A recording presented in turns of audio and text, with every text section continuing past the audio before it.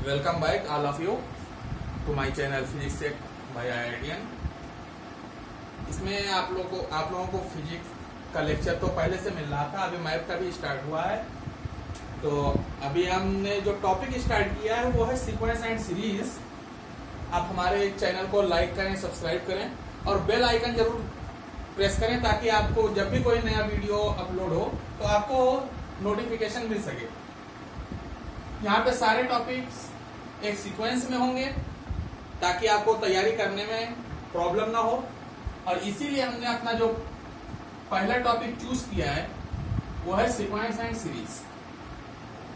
आसान सा टॉपिक है, वैसे तो इसका थोड़ा सा पार्ट क्लास 10th में भी है लेकिन 11th में बहुत ही डिटेल में है।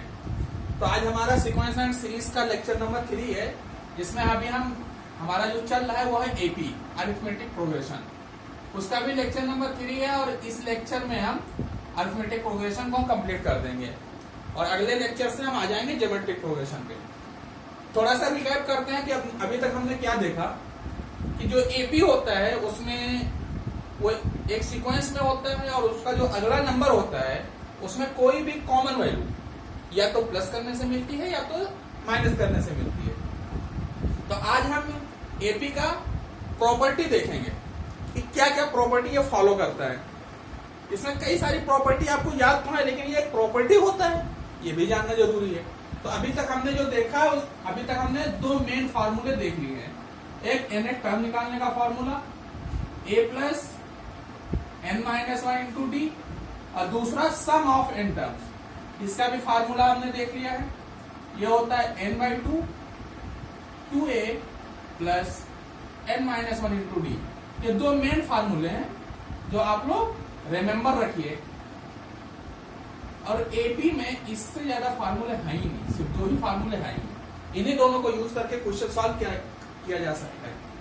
आज हम तो देखने वाले हैं वो है प्रॉपर्टीज और कुछ बेसिक और हाई लेवल के क्वेश्चंस को भी सॉल्व करेंगे। वैसे तो हम जब भी कोई नया फार्मूला पढ़ते हैं तो उसमें एक ना एक क्वेश्चन दो क्वेश्चन सॉल्व करके जरूर देखते हैं कि वो उसको यूज कैसे किया जाए, क्योंकि फार्मूला याद करना कोई बड़ी बात नहीं है लेकिन उसको यूज करना भी आना चाहिए। इसलिए जब भी हम कोई नया फार्मूला देखते हैं तो उस पर एक ना एक क्वेश्चन करके जरूर देखते हैं। तो आज हम एपी का प्रॉपर्टीज देख रहे हैं, प्रॉपर्टीज ऑफ एपी। क्या क्या प्रॉपर्टी होती है? तो इसकी जो सबसे पहली प्रॉपर्टी जो मैं आपको शुरू से ही बताता आ रहा हूं कि इसका जो डी की वैल्यू होती है यानी कॉमन डिफरेंस वो हमेशा सेम होता ही है, तो आप लोगों को पता है। लेकिन वो या तो पॉजिटिव होगा, पॉजिटिव हो सकता है, निगेटिव हो सकता है, एज वेल एज जीरो भी हो सकता है। जैसे पॉजिटिव में देखिए 1, 4, 7, 10, ये क्या है? एक सीरीज है, कॉमन डिफरेंस सेम है इसलिए एपी है, अरिथमेटिक प्रोग्रेशन है। और दूसरा हम देखते हैं 10, 7, 4, 1, -2, ये क्या है? नेगेटिव। इसका जो डी की वैल्यू है नेगेटिव। अगर आप 7 में से 10 को माइनस करेंगे तो आपको -3 आंसर मिलेगा। तो ये नेगेटिव कॉमन डिफरेंस का सीरीज है, ये भी एपी में ही है। और एक और देखते हैं 10, 10, 10, 10, ये भी एक सीरीज है, वो भी एपी का है लेकिन इसका जो कॉमन डिफरेंस है वो 0 है। अगर आपको इसके n टर्म मान लीजिए 10 टर्म्स का निकालना है आपको सम, तो आप क्या करेंगे? इसी फार्मूले को यूज करेंगे जो आपने सम का फार्मूला पढ़ा है। अगर हम इसमें रखते हैं s ऑफ 10 तो इसकी वैल्यू ऐसे मान लीजिए 10 टर्म्स है, 10 टर्म्स है और इसका आपको सम निकालना है तो आपको सीधे सीधे पता है कि 10 इंटू 10 करके ये 100 आएगा।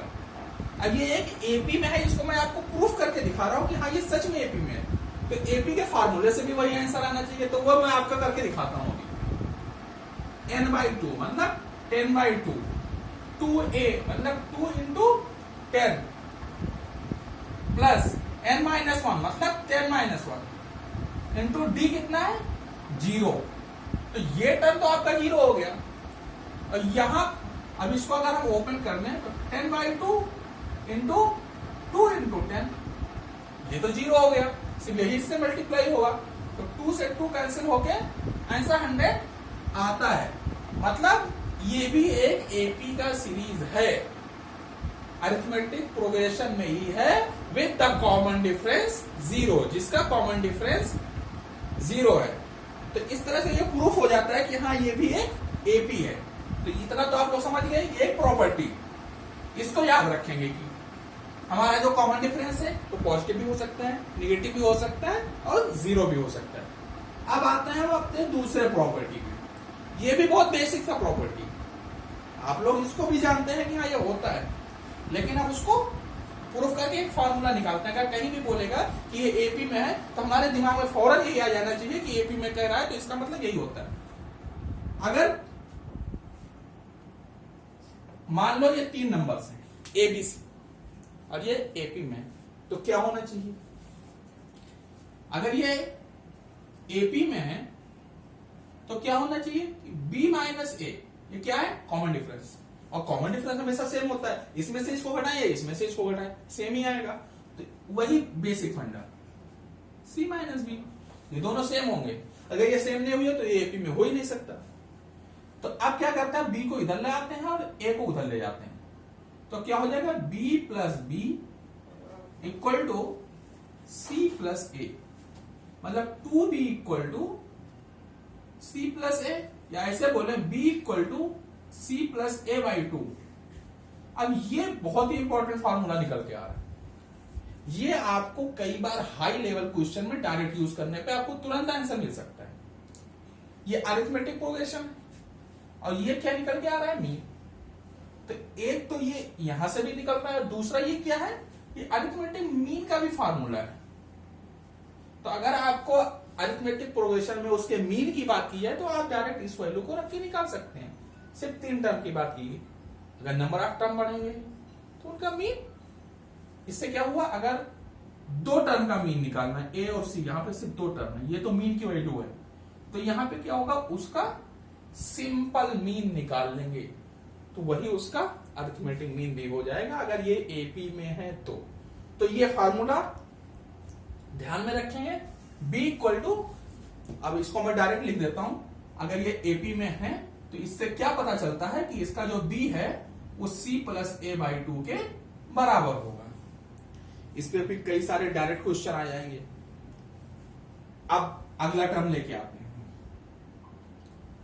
तीसरी प्रॉपर्टी, ये क्या कहती है? ये कहती है कि अगर आपको 3 नंबर, कंसीडरिंग द नंबर का है ये प्रॉपर्टी, कई बार क्वेश्चंस में आ जाते हैं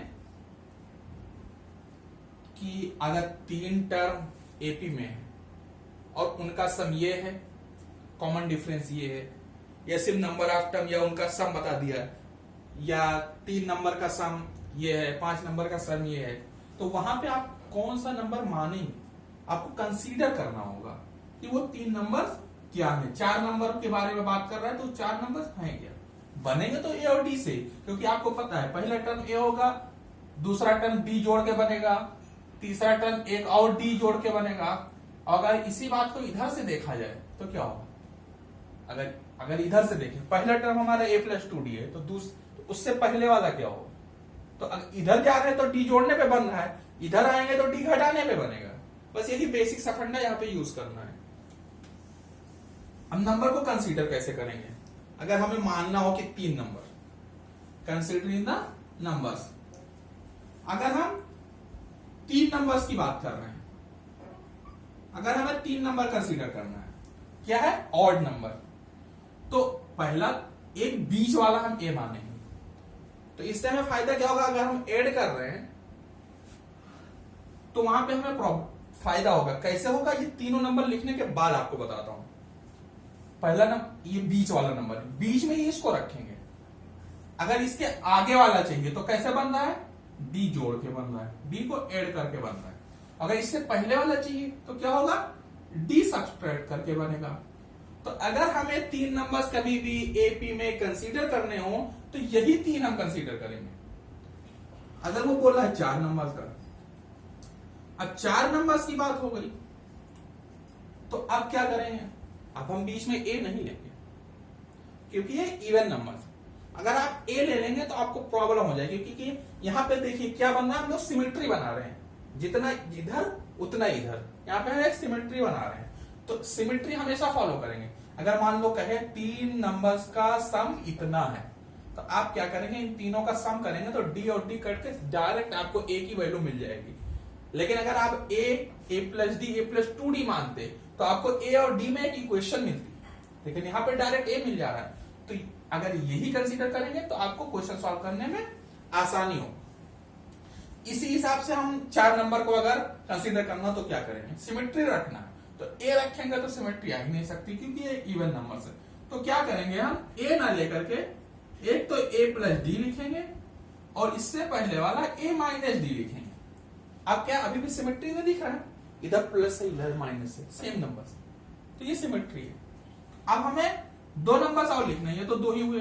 अब ये कितना, अब इसका कॉमन डिफरेंस क्या आ रहा है, इसमें से इसको घटाएंगे तो क्या मिलेगा, ए कैंसिल हो जाएगा, डी में से माइनस डी अगर घटाएंगे तो प्लस 2d आएगा, डी में से माइनस डी घटाएंगे तो प्लस 2d आएगा। जैसे अगर हम 1 में से -1 घटाते हैं तो 2 आता है, बिल्कुल सेम उसी तरह। तो यहां पे भी क्या होगा, अगला जो आएगा वो हमारा वो a प्लस 3d आएगा, क्योंकि यहां पे कॉमन डिफरेंस 2d है। और इसी तरह सेम टू सेम इससे पहले वाला जो होगा वो a माइनस 3d होगा।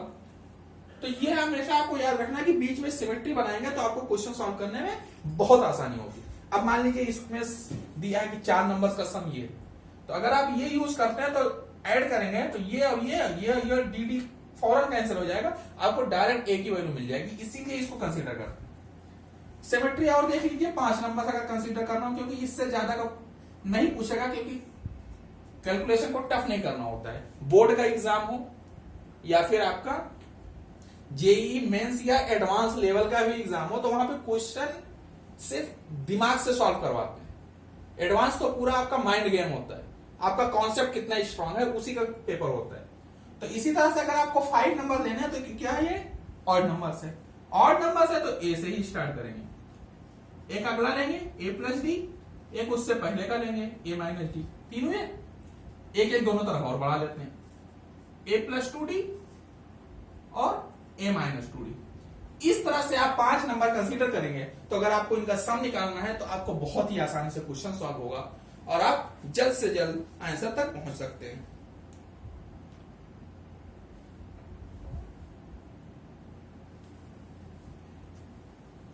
ये आपको 3 प्रॉपर्टी समझ में आई।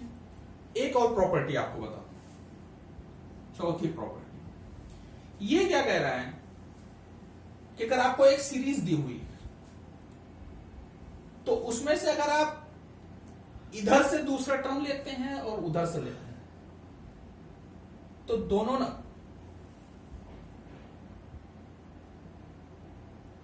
तो उनका जो सम आएगा वो पहले और लास्ट के सम के बराबर होगा।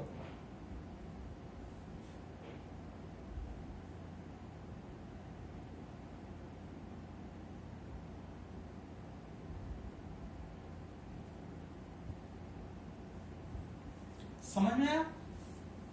मान लो कोई एक सीरीज है, तो अगर आप इधर से उसका तीसरा टर्म लेते हैं और इधर से भी तीसरा टर्म लेते हैं तो इनका और इनका जो सम होगा वो फर्स्ट और लास्ट के सम के इक्वल ही होगा। यह है आपकी चौथी प्रॉपर्टी। इसको देखते हैं सच में हो रहा है, तो चलो लिखते हैं a plus d a plus 2d। ज्यादा लंबा सीरीज खींचना नहीं चाहते, इसलिए आप कोई भी ऑड नंबर से लेते हैं तो उसको समझने में ज्यादा आसानी है। ए प्लस 2d ए प्लस 3d ए प्लस 4d, ये आपके पास 5 टर्म। अब ये प्रॉपर्टी क्या कहती है, जो नंबर का टर्म इधर से उसी नंबर का टर्म इधर से। तो मान लो अगर इधर से हम दूसरा लेते हैं तो दूसरा क्या आया a प्लस डी, तो उधर से भी दूसरा लेना पड़ेगा a प्लस 3d। इनका जो सम होगा वो फर्स्ट और लास्ट के सम के बराबर होगा। करके देख लेते हैं। अगर इस प्रॉपर्टी को अगर हम लैंग्वेज में लिखने चाहें तो number of term equal distance मतलब same distance from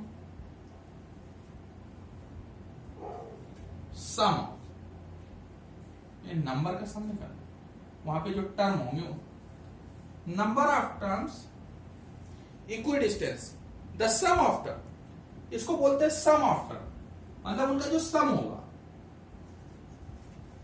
some of terms equal distance from both side, both side is equal to the sum of first and last term। यह हो गया लैंग्वेज में, अगर आपको लिखना पड़ जाए प्रॉपर्टी क्या है। अब इसको करके देखते हैं। अब हमने दूसरे नंबर का टर्म इधर से लिया है, तो इधर से भी दूसरा लेना पड़ेगा। अब इन दोनों को ऐड करते हैं, a plus D plus a plus 3d, तो कितना हो गया 2a प्लस 4d। अब पहले और लास्ट का देखते हैं कितना आता है, a प्लस 4d, ये कितना आया 2a प्लस 4d। यही है प्रॉपर्टी, ये सेम आएगा। अगर आप सेम नंबर लेते हैं दोनों साइड से और उनको सम करते हैं, तो उनका जो सम होगा वो फर्स्ट और लास्ट टर्म के सम के बराबर ही होगा। ये है आपकी चौथी प्रॉपर्टी।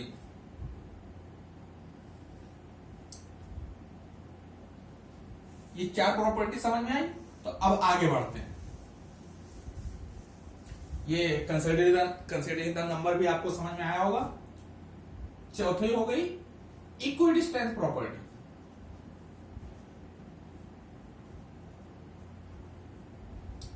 अब पांचवें पे आते इंक्रीजिंग डिक्रीजिंग प्रॉपर्टी।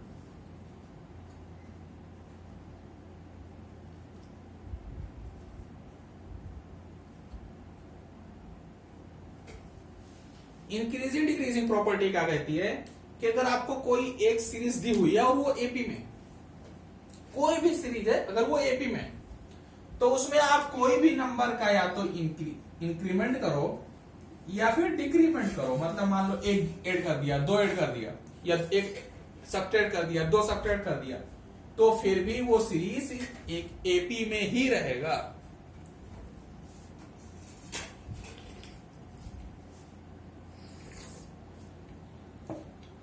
ये प्रॉपर्टी समझ में, इंक्रीजिंग डिक्रीजिंग।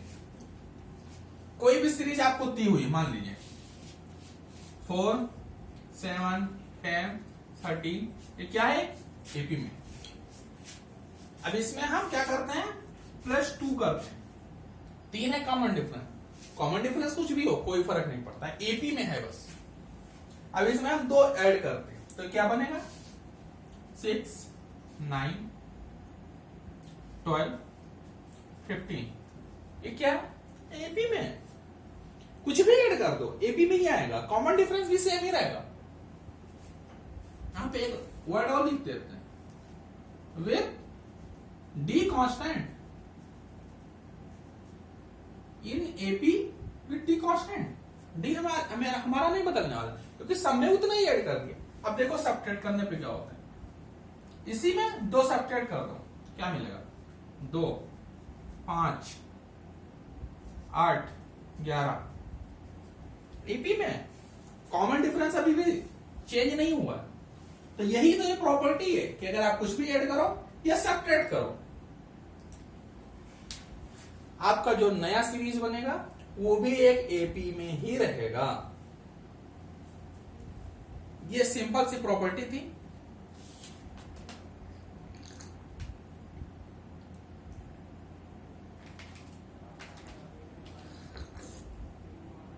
अब क्वेश्चन देखा है, 5 प्रॉपर्टी। शुरू की 2 प्रॉपर्टी तो आपको पहले से पता थी, ये तो आपने बिल्कुल मतलब दिखाना था कि हाँ ये भी होता है, पता तो आपको थी। कंसीडरिंग द नंबर, ये बहुत हेल्पफुल है। अगर आप याद रखेंगे तो ये कई सारे क्वेश्चन को ऐसे ही सॉल्व करवा देगा और इसका आगे यूज पड़ेगा जब हम एम जीएम की बात करेंगे।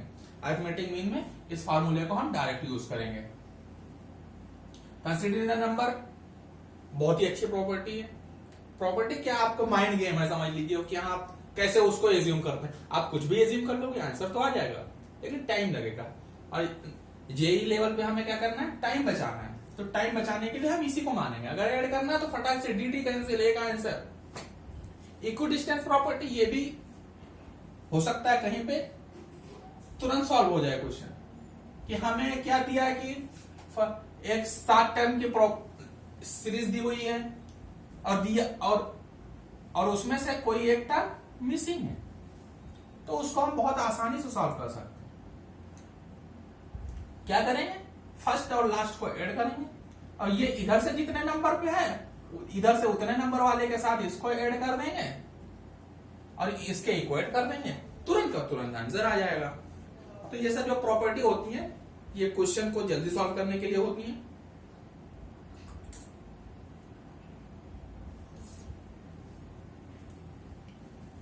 अब इन प्रॉपर्टीज पे हम क्वेश्चंस की तरफ बढ़ते हैं।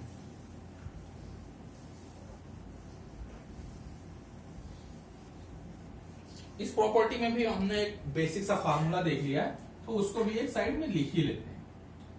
2b equal to c plus a, या b equal to c plus a by 2 भी लिख सकते हैं, लेकिन बात तो वही है। तो अब हम एक बेसिक सा क्वेश्चन देखते हैं।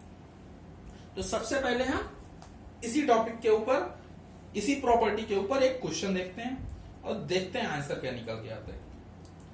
इसमें दिया हुआ है एक सीरीज आपको दी हुई है, वो बोल रहा है कि ये सीरीज आपकी एपी में। आपका जो क्वेश्चन है log 2 बेस 3 लॉग का क्वेश्चन, अगर आपको लॉग की प्रॉपर्टी आती है तो ये क्वेश्चन और जल्दी हो सकते हैं। अगला log 2 के पावर x माइनस 5 बेस 3। अगला है log 2 के पावर x माइनस 7/2 बेस 3। ये log का बेस क्या काम करता है ये मैं आपको समझा दूं। आपको पता है कि 2 का क्यूब करेंगे तो 8 आएगा। तो log क्या बोलता है कि log 8 की वैल्यू अगर बेस में 2 है तो ये 3 होगी, मतलब इसके साथ log लगेगा, ये बेस में आएगा और ये आपका आंसर होगा। ये होती है log की प्रॉपर्टी। इसको हम डिटेल में समझेंगे जब हम log को डिस्कस करेंगे। log को डिस्कस करेंगे तो हम log की सारी प्रॉपर्टी को एक साथ वहां पे डिस्कस करेंगे। अभी फिलहाल क्वेश्चन ये बोल रहा है कि इन एपी फाइंड एक्स की वैल्यू आप निकाल के बताइए अगर ये एपी में। तो एपी का ये जो फार्मूला है इसको यूज कर लेते हैं कि बीच वाले का डबल इक्वल टू इन दोनों का सम। इस प्रॉपर्टी को यूज कर लेते हैं, तो करते हैं बीच वाले का डबल। 2 log बेस 3 2 की power x minus 5 equal to log 2 plus log 2 की to the power x minus 7/2, सबका बेस 3 है। अब यहां पे हम log की दो प्रॉपर्टीज को यूज करने जा रहे हैं। log m इंटू n जो होता है वो होता है log m plus log n, लेकिन हम इसको उल्टे डायरेक्शन में यूज करने जा रहे हैं। हमें log m plus log n दिया हुआ है, उसको हम log m इंटू n लिखेंगे इस साइड। ये हो गया log, बेस सेम होना चाहिए लेकिन। तो ये क्या हो जाएगा 2 into 2 to the power x minus 7/2। इस साइड क्या करेंगे, इस साइड की एक और प्रॉपर्टी है, ये property log m to the power n अगर है तो उसको हम n को बाहर ला सकते हैं और ये हो जाएगा log m। तो इस प्रॉपर्टी को इधर यूज करते हैं, इसको भी अपोजिट डायरेक्शन में यूज कर रहे हैं। मतलब n आगे है तो उसको पावर में भी तो ले जा सकते हैं क्योंकि दोनों इक्वल है। तो यहां पे हम यूज करते हैं log बेस 3 2 की पावर x माइनस 5 का स्क्वायर। अब क्या करेंगे, अब इसको पावर को अंदर ले जाते हैं। अब क्या हुआ, दोनों साइड लॉग लॉग कैंसिल क्योंकि मल्टीप्लाई में है। या एक काम करेंगे, इसका एंटी, इसको दूसरे लैंग्वेज में क्या बोलेंगे, अब हम एंटी लॉग ले रहे हैं। तो अब हमारा इक्वेशन क्या बन के आ गया, 2 to the power x minus 5 का स्क्वायर इक्वल टू, इसको अंदर मल्टीप्लाई कर लेते हैं तो ये क्या बन गया 2 into 2 to the power x minus 7 क्योंकि 2 नीचे से कैंसिल हो जाएगा। अब ये तो बड़ा अजीब सा इक्वेशन लग रहा है, ब्रैकेट ओपन करेंगे तो बड़ा अजीब सा बनेगा। तो इसके लिए क्या करते हैं, t to the power x कुछ एज्यूम कर लेते हैं, लेट, और बाद में जब 2 टू द पावर x को जो एज्यूम किया उसकी वैल्यू आ जाएगी तो उसको इससे इक्वेट कर देंगे।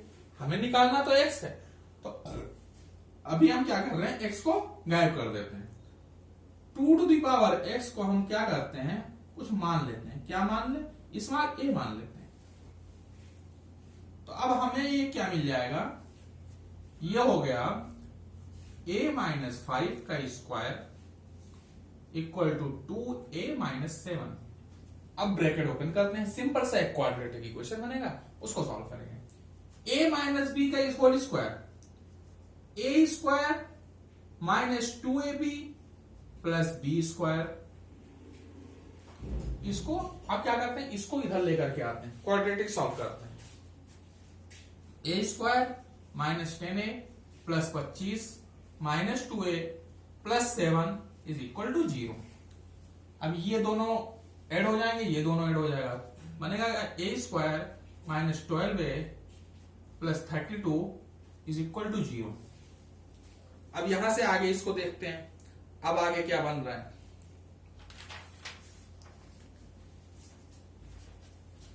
अब हम इसको सॉल्व करेंगे, quadratic equation.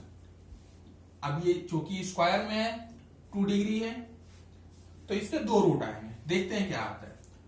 a square factorisation तो आपने सीखा ही होगा 10th में, तो मल्टीप्लाई करने पे 32 और ऐड करने पे 12, तो 8 इंटू 4, तो ये हो जाएगा 8a 4a प्लस 32। अगर इसको इन दोनों को मल्टीप्लाई करेंगे तो 32 आएगा और ऐड करेंगे तो 12 आ जाएगा। अब यहां से हम a कॉमन निकाल ले लेते हैं, तो ये हो जाएगा a माइनस 8, यहां से 4 कॉमन ले लेंगे तो ये भी हो जाएगा a माइनस 8 इक्वल टू 0। मतलब a माइनस 8 कॉमन ले लें तो बचेगा a माइनस 4 इक्वल टू 0। और यहां से देखें हम तो a की वैल्यू या तो 8 आएगी या तो 4 आएगी, लेकिन हमें a थोड़ी पूछा है। अब जो पूछा है उसकी तरफ करते हैं। a किसके बराबर है, 2 टू दी पावर x, तो 2 टू दी पावर x जो होगा या तो 8 के बराबर होगा या फिर 2 टू दी पावर x जो होगा वो 4 के बराबर होगा। तो अगर हम दोनों तरफ जो कि पावर में लिख लें तो पावर को हम इक्वेट कर देंगे, तो 2 टू दी पावर x और इसको हम क्या लिख सकते हैं, 2 का क्यूब। अब यहां से 2 कैंसिल हो जाएगा तो x की वैल्यू 3 आ जाएगी। और ऐसे इधर ही सेम टू सेम अगर इसको हम 2 के पावर 2 लिख दें तो यहां से x की वैल्यू 2 आ जाएगी। तो यहां पे ये जो इक्वेशन दिया हुआ था इसमें x की वैल्यू पूछा था, अब x की यहां पे 2 वैल्यू आ रही है, एक तो 3 आ रहा है और एक 2 आ रहा है। अब इन दोनों में से कौन सा सही हो सकता है दोनों सही हो सकता है एक ही सही हो। तो इसको क्या करेंगे, हम लॉग में रख करके देखेंगे, क्योंकि लॉग की प्रॉपर्टी क्या है कि लॉग के अंदर जो भी लिखा होगा वो पॉजिटिव होना चाहिए, लॉग नेगेटिव एग्जिस्ट ही नहीं करता। अब रख के दोनों को देखते हैं, अगर इसमें रखते हैं तो इसमें तो x है ही नहीं, इसमें रखते हैं और इसमें दोनों में हमें चेक करना पड़ेगा। ये कितना है 5, तो मतलब 2 की पावर x जो आएगा वो 5 से बड़ा होना चाहिए। और ये क्या है 3.5, 3.5, 7/2 मतलब 3.5, तो 3.5 से बड़ा होना चाहिए, ये कह रहा है 5 से बड़ा होना चाहिए। उससे पहले जो वैल्यू आती है ये कह रहा है 3.5 से बड़ा होना चाहिए, तभी तो माइनस करने में, या 3.5 + 0 भी होगा वो भी एग्जिस्ट ही नहीं करेगा, क्योंकि log 1 की वैल्यू 0 होती है। तो मिला जुला के निकला क्या कि हमारा 2 टू द पावर x जो आएगा वो मोर देन 5 आना चाहिए। तो उस हिसाब से 2 टू द पावर x में एक ही वैल्यू एग्जिस्ट करती है और वो है 8। तो उस 8 की वजह से जो आंसर आएगा वही हमारा फाइनल आंसर होगा। Since x equal to 2 does not exist, ये एग्जिस्ट ही नहीं करेगा। कहां एग्जिस्ट नहीं करेगा? लॉग के अंदर एग्जिस्ट नहीं करेगा। देयरफॉर x इक्वल टू 3 यही हमारा फाइनल आंसर होगा। तो ये बहुत ही बेसिक सा क्वेश्चन था। बेसिक्स की प्रॉपर्टी को यूज करते हुए एक क्वेश्चन मैं आज आपको और कराने वाला हूं। उसके बाद आपको एक क्वेश्चन दूंगा होमवर्क के लिए और उसका डिस्कशन हम अगले लेक्चर में करेंगे। एक प्रॉपर्टी मैंने आपको और बताई थी कंसीडरिंग द नंबर का, उस पर भी आपको एक क्वेश्चन करके दिखाता हूं। इस क्वेश्चन को आप रिपीट जरूर करिए, मतलब इसकी प्रैक्टिस जरूर करिए, क्योंकि बेसिक प्रॉपर्टी इसके अंदर लॉग भी यूज हो रहा है, इसलिए लॉग की भी प्रॉपर्टी यूज हो रही है। लॉग की प्रॉपर्टी हम आपको जरूर बताएंगे जब हम लॉग को डिस्कस कर रहे होंगे। अगर आपको ये समझ में ना आया हो तो एक बार वापस जरूर देखें इसको। अब कुछ और ये समझ में आ गया हो तो आप इस चैनल को तुरंत सब्सक्राइब करें अगर अभी तक नहीं किया है, और इस वीडियो को लाइक जरूर करें। कमेंट करके जरूर बताया करें कि आपको वीडियो कैसा लग रहा है। जब आप कमेंट करके बताते हैं तो उससे हमें काफी हौसला मिलता है और हम आगे और थोड़ा बूस्टअप होते हैं ताकि हम आपके लिए और अच्छा लेक्चर बना सकें। एक सिंपल सा क्वेश्चन और लेते हैं। क्वेश्चन क्या कह रहा है? Sum of 3 numbers in AP is 27। अगर 3 नंबर जो एपी में है उनका सम करेंगे तो 27 आता है, और अगर उनके सम का स्क्वायर करते हैं, उनके स्क्वायर का सम करते हैं, and sum of their squares and sum of their squares, मतलब उनको स्क्वायर करके सम करते हैं, तो कितना आएगा? 293। तो हमारा आ जाता है 293। तो एक सिंपल सा क्वेश्चन पूछ रहा है फाइंड द नंबर्स। तो वो नंबर क्या है? अब यहां पे जिसको कंसीडरिंग द नंबर का प्रॉपर्टी नहीं पता है कि हमें कैसे एज्यूम करना, वो यहां पे फंस जाएगा कैलकुलेशन में, क्योंकि उसको स्क्वायर करना है। स्क्वायर करके फिर वहां पे स्क्वायर करेंगे तो क्वाड्रेटिक बनेगा। तो यहां से शुरुआत करते हैं। Considering the number, let the numbers are, कैसे मैंने बताया था? 3 नंबर्स हैं, ऑड नंबर्स हैं, तो बीच में ए ले लेते हैं। अगला होगा a प्लस डी और पहले वाला होगा a माइनस डी। ये 3 नंबर्स हमने एज्यूम कर लिया, यही 3 नंबर्स हैं हमारे। अब क्या करते हैं? Sum of 3 numbers is 27। इनका सम करते हैं। इनका सम कितना है? 27। सिंपल सा, मैंने इसीलिए ऐसा एज्यूम करने के लिए बोला है। अब इनको क्या करना है? इनका सम करना है। तो माइनस डी और प्लस डी तो कैंसिल आउट हो गए। 3a इक्वल टू 27, मतलब a की वैल्यू आ गई 9, मतलब सीरीज का पहला टर्म आ गया 9। अब हमें क्या निकालना होगा? d, तभी ये दोनों नंबर्स मिलेंगे। तो d के लिए क्या करते हैं? क्या और कंडीशन दी हुई है, उनको स्क्वायर करके सम करते हैं। Sum of their squares, a minus d का स्क्वायर, a का स्क्वायर और a प्लस डी का स्क्वायर, अगर इसको करते हैं तो कितना आता है? 293। इसको सॉल्व कर लेते हैं। ब्रैकेट को ओपन करते हैं। a square minus 2d plus D square plus a square plus a square plus 2d plus d square is equal to 293। यहां से फिर क्या हुआ? 2d कैंसिल आउट हुआ। 1 2 3, यहां पे 3 बार a स्क्वायर आ रहा है, तो 3 टाइम्स ऑफ a स्क्वायर और डी स्क्वायर कितने बार आ रहा है, दो बार आ रहा है, तो 2 times of D square equal to 293। अब आपको ए की वैल्यू तो पता है ना, तो एक काम करते हैं, इसी लाइन में हम ए की वैल्यू पुट कर लेते हैं। 9 का स्क्वायर, 9 इंटू 9, 9 का स्क्वायर 81, 81 को 3 से मल्टीप्लाई करेंगे तो 243, तो 2d स्क्वायर की जो वैल्यू होगी वो 293 माइनस 243, इसको उधर लेकर के जाए। अब तो हमारा 2d स्क्वायर जो होगा वो कितना आ गया, इसको अगर हम माइनस करेंगे तो आएगा 50, तो d स्क्वायर की वैल्यू कितनी होगी 25, 2 को नीचे लाएंगे डिवाइड हो जाएगा, तो d की वैल्यू कितनी आएगी, या तो +5 या तो -5। तो यहां पर आपको 2 सीरीज मिलेंगी। अगर आप +5 रखते हैं तो अगला क्या मिलेगा 14, और इधर वाला क्या मिलेगा, इसमें से 5 माइनस हो रहा है, तो माइनस होगा तो कितना मिलेगा 4। अगर आप -d रखते हैं तो इधर, तो ये सीरीज बिल्कुल उल्टी हो जाएगी। अगर d की जगह -5 रखेंगे तो 9 में से 5 घटेगा तो 4 आ जाएगा, और इधर रखेंगे तो माइनस माइनस प्लस हो जाएगा। तो आपको 2 तरीके से सीरीज मिलेगी। तो जो 3 नंबर्स आएंगे, 3 नंबर्स तो फिक्स हो गए कि 4 9 4, या तो 14 9 4 होंगे या 4 9 14 होंगे, क्योंकि बीच वाला नंबर आपका 9 ही रहने वाला है। बीच वाले को हमने ए माना था, उसकी वैल्यू पहले ही निकल चुकी। तो इस तरीके से अगर आप यही 3 नंबर्स मानते हैं तो आपको ये क्वेश्चन बड़ी आसानी से सॉल्व हो जाएगा। अगर आपने यहाँ पे a plus D a plus 2d, तो यहाँ पे a और d में आपको एक क्वेश्चन मिलती, उसको यहाँ पे रखते तो आपको एक क्वाड्रेटिक सॉल्व करना पड़ता, और उसका फैक्टराइजेशन करने में टाइम लगता है, और इस तरीके से आपको जल्दी से क्वेश्चन सॉल्व होता दिख रहा है, और आप भी करेंगे तो आपको बहुत ही जल्दी आपको आंसर तक पहुंच सकते हैं।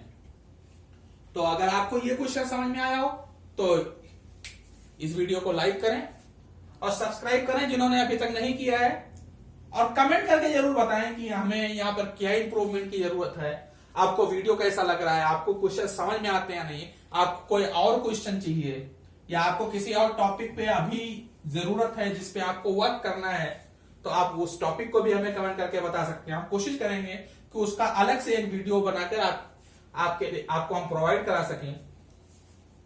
एक क्वेश्चन मैं आपको होमवर्क में दे रहा हूं, और उसको कमेंट में जरूर बताएं कि उसका आंसर कितना आ रहा है, और अगर आपसे सॉल्व नहीं हो पा रहा है तो बताएं कि आपको कौन से पॉइंट में आपको प्रॉब्लम आ रही है जिससे आप एपी का क्वेश्चन सॉल्व नहीं कर पा रहे हैं, क्योंकि एपी अगले लेक्चर से हम आपको जीपी के क्वेश्चन करवाएंगे। जीपी का टॉपिक हमारा स्टार्ट होगा, और वहां पे आपको और अच्छे अच्छे क्वेश्चन दिखेंगे। एक सिंपल सा क्वेश्चन आपको दे रहा हूं, लेट एक सीरीज है लेकिन इसमें नंबर्स नहीं है, A1 A2 A3, ये सीरीज है। ये क्या किसमें है, एपी में। बहुत ही अच्छा क्वेश्चन है, इसको सॉल्व करके जरूर देखिएगा। और आपको एक चीज बता दूं कि ये 2011 मेंस में आया हुआ क्वेश्चन, ये एक एपी में है जहां पे विद A1 इक्वल टू 3 दिया हुआ है, मतलब पहला टर्म 3 है, और जो सम ऑफ p टर्म्स है, अब p क्या है, कोई एक रैंडम नंबर्स है, and sum of p term जो निकलेगा आपका वो दिया हुआ कैसे निकलेगा, इसको ऐड करके निकलेगा, समेशन ऑफ a i। अब i क्या है, समेशन लगा तो i को हमें डिफाइन करना पड़ेगा। i की वैल्यू जो है वो 1 से लेके p तक है, तो इस तरह से आप sp निकाल सकते हैं। मतलब s मतलब सम, और p क्या है, number of term. Sum of p term जो होगा वो इस तरीके से डिफाइन है, तो यहां से आप इसको सॉल्व कर सकते हैं। और आपको पहला टर्म दिया हुआ, और ये क्या है, एपी में है। अब कह रहा है फॉर एनी इंटीजर n, अब आपको कंडीशन दी जा रही है, फॉर एनी इंटीजर, मतलब इंटीजर वैल्यू है, पॉइंट में आंसर नहीं आ सकता, क्योंकि नंबर ऑफ टर्म तो पॉइंट में हो ही नहीं सकता, या तो इसमें 4 टर्म होंगे या 50 टर्म होंगे। अब ऐसा थोड़ी कि 4.5 टर्म हो जाएंगे। फॉर एनी इंटीजर n, और n की कंडीशन क्या है कि जो n है वो 1 से 20 के बीच में, क्या है नहीं पता, लेकिन 1 से 20 में है। और आप ये एज्यूम कर लीजिए कि जो m है वो 5 टाइम्स ऑफ n है। अब n तो आपको पता चल गया कि 1 से 20 के बीच में है, और जो m है वो 5 टाइम्स ऑफ n है। अब कह रहा है इफ क्या sum of n terms divide by sum of n terms, मतलब सम ऑफ n टर्म्स और सम ऑफ n टर्म्स का जो रेशियो है does not depend on n,